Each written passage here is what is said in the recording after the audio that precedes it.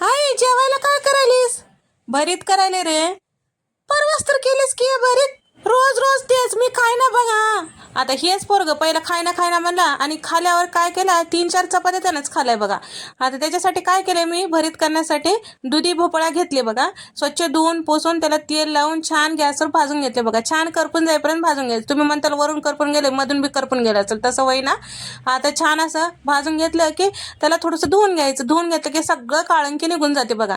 आणि त्याच्यानंतर काय करायचं, छोटे छोटे तुकडे करून घ्यायचं आणि छान असं हे मऊसूद असं भाजलं गेलेलं आहे खलबत्त्यात टाकून छान ठसा ठसा ठेसून घ्यायचं बघा.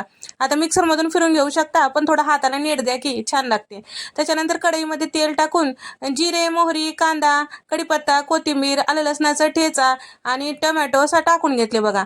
आता त्याच्यानंतर काय करायचं, थोडंसं पावडर मसाल्यांमध्ये धने पावडर, गरम मसाला, हळद, मिरची पावडर टाकून घेतले आणि थोडं मिरची पावडर जास्तीच टाकले बघा. थोडं आमच्या इथे तिखट आवडते बघा.